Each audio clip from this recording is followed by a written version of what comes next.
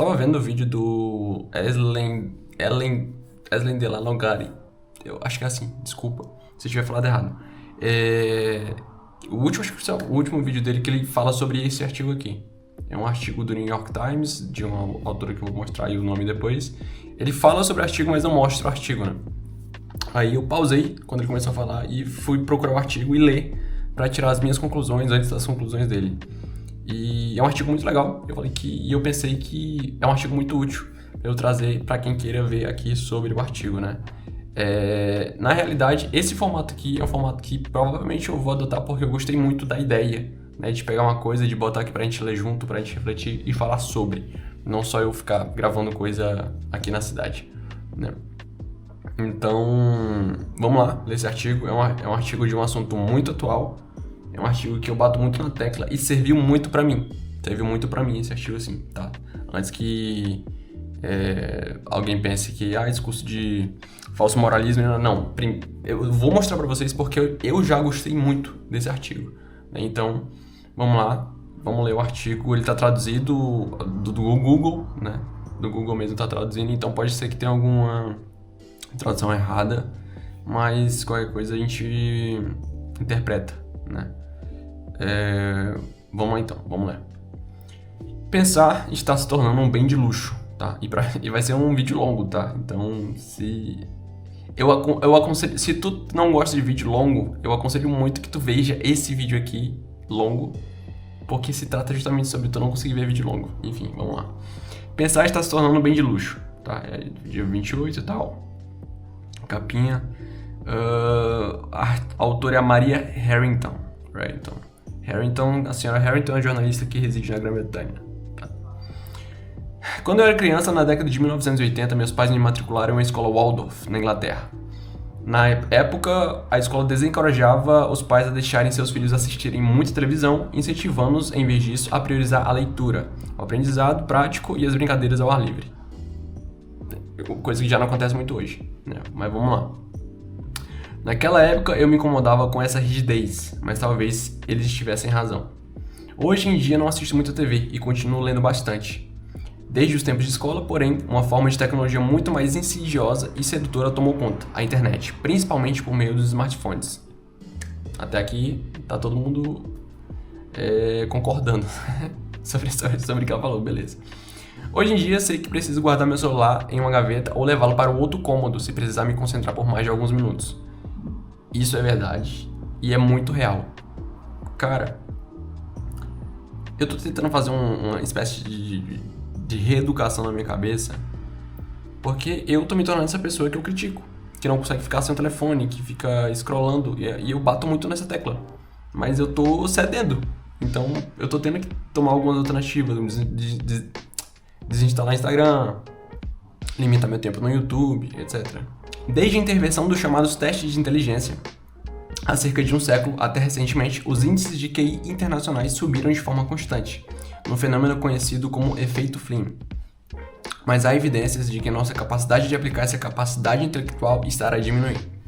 De acordo com um relatório recente, os índices de alfabetização de adultos estabilizaram e começaram a declinar na maioria dos países da OCDE na última década. Eu não sei o que é OCDE, família, desculpa. Com algumas das quedas mais acentuadas visíveis entre os mais pobres. As crianças também apresentam um declínio na alfabetização, ou seja, desde a última década, um relatório está mostrando que a alfabetização está caindo entre os adultos, principalmente entre os mais pobres, né? E nas crianças. Em um artigo para o Financial Times, John Byrne Murdoch relaciona isso à ascensão de uma cultura pós-alfabetizada, na qual consumimos a maior parte da nossa mídia por meio de smartphones, evitando textos densos em favor de imagens, ou melhor, né? Ao invés de imagens e vídeo, evitando textos densos e no lugar disso, né, em favor. A gente prefere imagem e vídeos curtos, que é o que acontece hoje. Hoje a nossa vida é isso aqui, tá? É por isso que eu tô falando que é tão atual, não é porque é de hoje, mas é porque a gente tá vivendo isso aqui, né? Outras pesquisas associaram o uso de smartphones a sintomas de TDAH em adolescentes e um quarto dos adultos americanos entrevistados agora suspeita possa desculpa, Giovanni. Agora suspeita que possa ter o transtorno, ou seja, o uso excessivo de smartphone e... principalmente smartphone, né? Principalmente em redes sociais, estão causando sintomas de TDAH. Ou seja, por isso todo mundo fala, não, mas eu também tenho TDAH. Não, tu não tem. Tu só passa muito tempo no telefone e teu span de atenção já fritou. Teu cérebro já tá fritando. Tu pode parar com isso. Tu pode parar essa fritação do teu cérebro, mas não, tu não tem TDAH. A não ser que tu seja diagnosticado... Enfim, aí a gente vai entrar no tópico que é a mega diagnosticação de TDAH. Qualquer pessoa que chega num psiquiatra ou psicólogo falando que tem... não consigo prestar atenção, TDAH. Mas enfim... beleza. Professores do ensino fundamental, médio e superior atribuem menos livros completos aos seus alunos, em parte porque estes não conseguem terminá-los. Quase metade dos americanos não leu nenhum livro em 2023. Ou seja, os professores estão recomendando menos livros porque eles sabem que os adolescentes, crianças e os jovens não vão ler.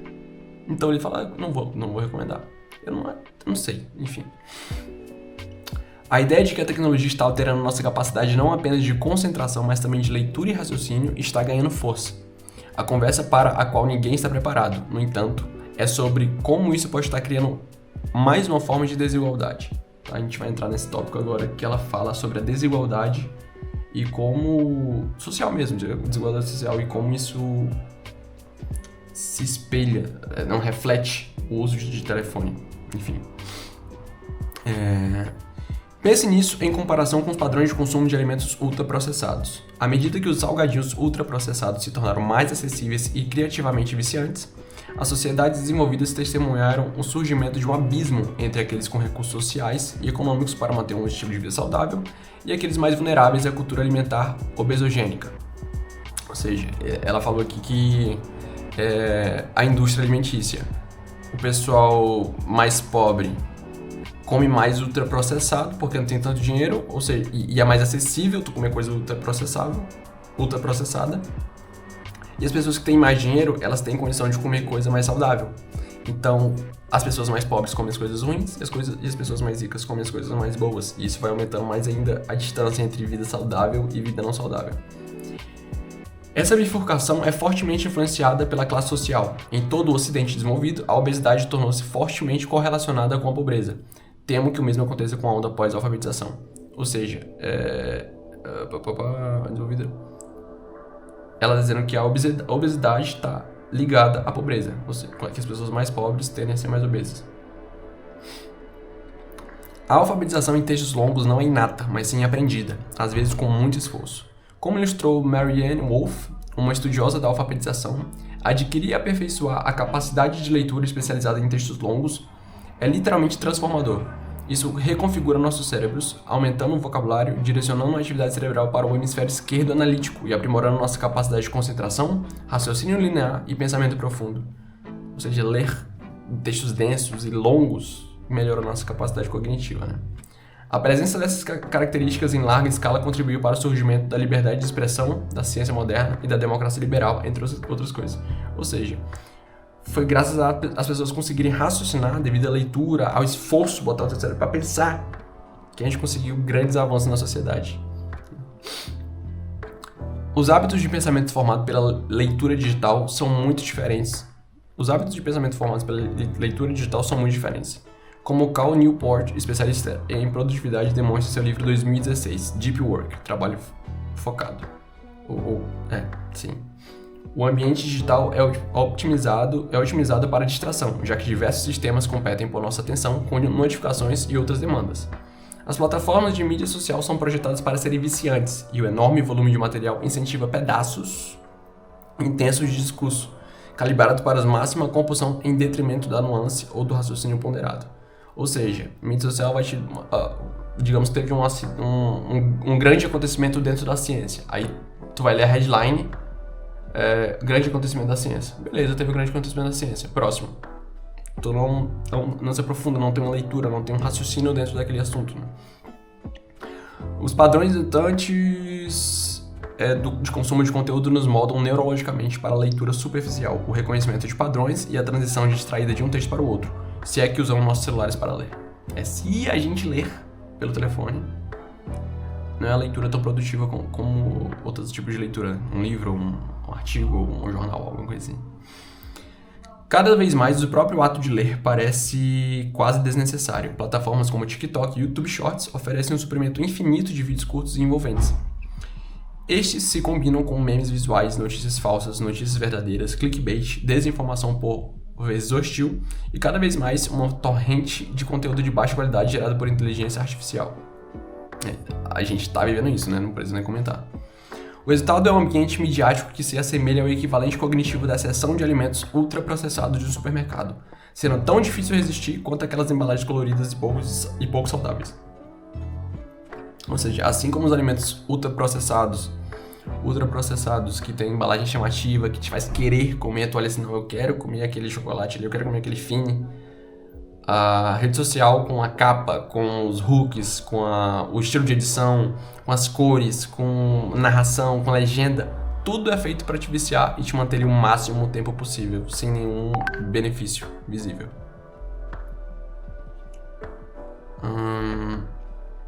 Vamos lá.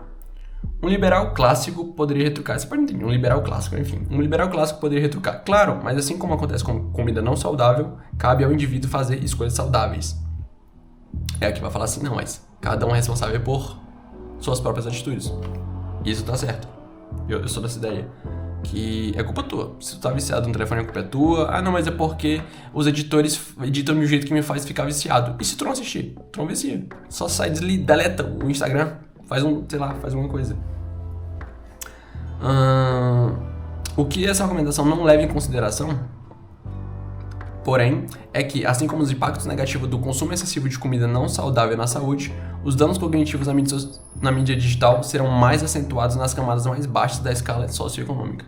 Ele está dizendo que, assim como a comida ultraprocessada e tal, que afeta mais a escala mais baixa da sociedade, escala mais baixa. Os mais pobres, né, afeta os mais pobres, também é assim com o digital. No Brasil, o cara que eu tava assistindo, o psicólogo de lá no Gare lá, ele falou essa parada que eu concordo também. No Brasil eu já não acho isso, porque o Brasil é o país que mais consome rede social, sei lá, velho, do mundo. Não é um dado que eu tô trazendo, tá, mas acho que é o que mais consome mídia social e rede social do mundo, então acho que tá bem diluído assim mesmo. Tá todo mundo tá na mesma merda, tá no mesmo barco. Não sei como tá nos Estados Unidos, né? Já observamos indícios disso, como aponta a Dra. Wolff. Alfabetização e pobreza estão correlacionadas há muito tempo. Atualmente, crianças pobres passam mais tempo em frente a telas diariamente do que crianças ricas. Em um estudo de 2019, cerca de 2 horas a mais por dia para pré-adolescentes e adolescentes americanos cujas famílias ganhavam menos de $35 mil por ano, em comparação com seus pares cujas rendas familiares ultrapassavam $100 mil por ano. Ou seja, ela está dizendo que as pessoas que tem mais um estudo descobriu que adolescentes e pré-adolescentes americanos cujas famílias ganhavam menos de 35 mil passavam mais tempo do que os adolescentes da família que ganha 100 mil ou mais, enfim. Pesquisas indicam que crianças expostas a mais de 2 horas diárias de uso excessivo de telas apresentam pior desempenho em memória de trabalho, velocidade de processamento, níveis de atenção, habilidades linguísticas e funções executivas do que crianças que não são expostas a esse tipo de atividade. Ou seja, se tu tá deixando teu filho, tua filha aí passar muito tempo no telefone, ou tu tá passando muito tempo no telefone, teu cérebro tá atrofiando. Nosso cérebro, né? Tô falando de novo, serve pra mim também. Mas vamos mudar isso, velho, pelo amor de Deus. Em resumo, fazer escolhas cognitivas saudáveis é difícil, numa cultura saturada de formas de entretenimento mais acessíveis e envolventes. A leitura de textos longos pode em breve tornar-se domínio subcultura de elite. E aí é onde vem o título do artigo, né? Que devido a essa consciência da alta classe de que telefone atrapalha o desenvolvimento cognitivo e as classes mais baixas não têm essa consciência, né? Porque, né, pelo amor de Deus, vai acabar que, assim como a alimentação, o acesso ao pensamento, o raciocínio linear, a uma boa cognição vai ser coisa de luxo. Vai ser coisa só quem tem dinheiro que vai ter, porque os pobres vão ficar assim no telefone e quem tem dinheiro vai conseguir pensar e controlar os pobres. Basicamente é isso. Elites, grupos religiosos e conservadores já estão adotando os limites autoimpostos ao uso da tecnologia. Entre 2019 e 2023, mais de 250 novas escolas clássicas, muitas delas cristãs, foram inauguradas nos Estados Unidos com uma filosofia centrada na leitura de grandes obras literárias. Novos guias e iniciativas desse grupo proliferam, como o recente livro The Text Exit, a Practical Guide to Freeing Kids and Teens from Smartphones. A saída da tecnologia, um guia prático para libertar crianças e adolescentes dos smartphones, de Clara Morell, a pesquisadora de um think tank conservador. Não sei o que é think tank, mas beleza. Não são apenas os conservadores. Personalidades da tecnologia como Bill Gates e Evan Spiegel já falaram publicamente sobre a necessidade de limitar o uso de telas por seus filhos. Outros contratam babás que são obrigadas a assinar o contrato proibindo o uso de celulares ou matriculam seus filhos em escolas Waldorf, que no caso são as escolas que proíbem telefone, né? Essas Waldorf. Onde esses dispositivos são proibidos ou fortemente restritos. A diferença de classe aqui é gritante. A maioria das escolas clássicas são instituições particulares. Proteger seus filhos dos excessivos dispositivos eletrônicos na escola Waldorf da Península custará $34 mil por ano nos anos iniciais de ensino fundamental. Ou seja, já nos Estados Unidos, para tu conseguir ir para um colégio, para tu colocar teu filho num colégio onde eles vão restringir o uso de celular, vão trabalhar para ele aprender e desenvolver a cognição e vão tirar essa tela da cara dele, tu vai ter que gastar mais. É literalmente, não. Se eu quiser que meu filho não frite o cérebro dele com o telefone, eu tenho que gastar mais. Bizarro.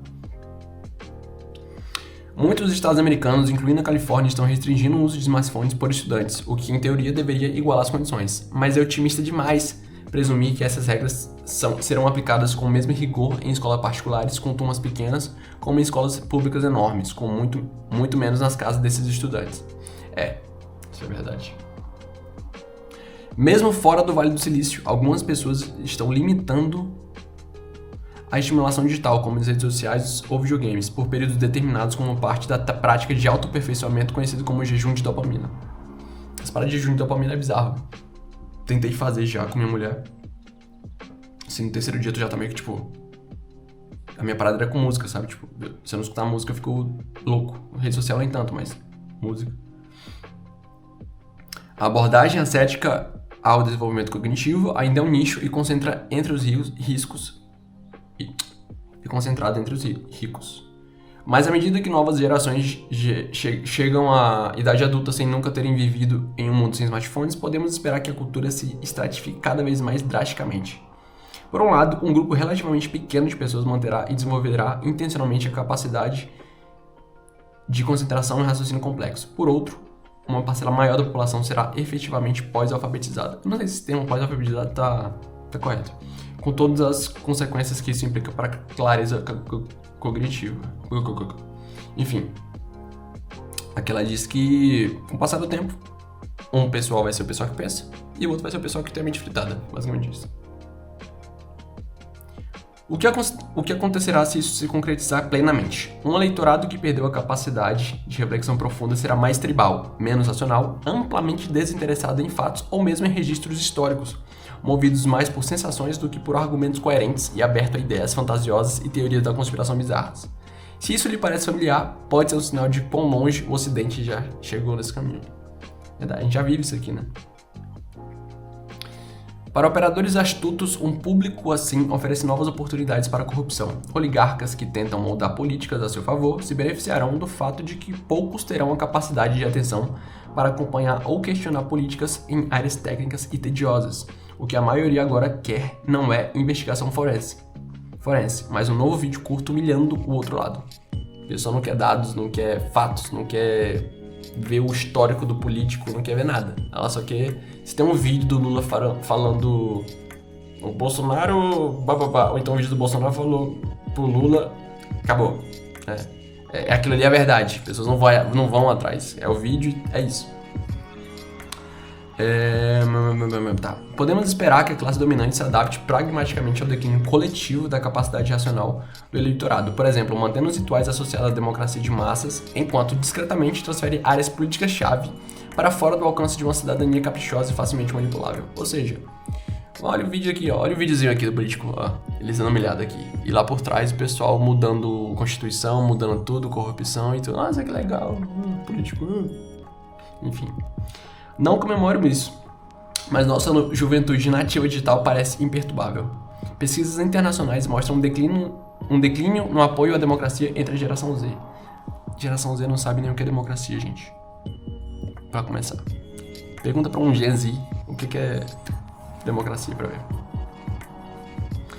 Para que não me interpretem mal, não há razão para que a oportunidade de marginalizar o eleitorado ou de explorar a discrepância entre o sentimento popular e as políticas públicas favoreça especialmente o lado vermelho ou azul.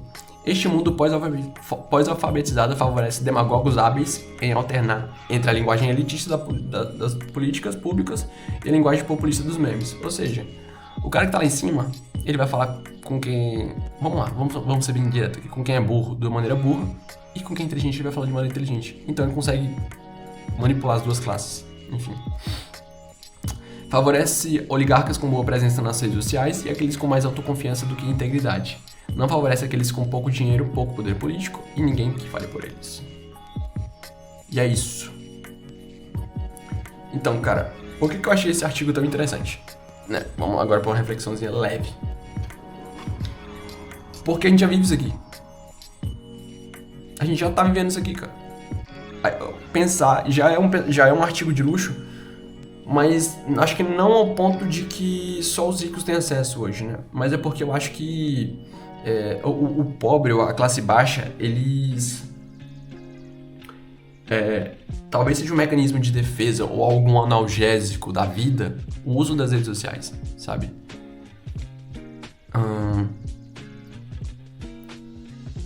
Assim como bebida, assim como fumo, assim como várias outras coisas que tu usa pra anestesiar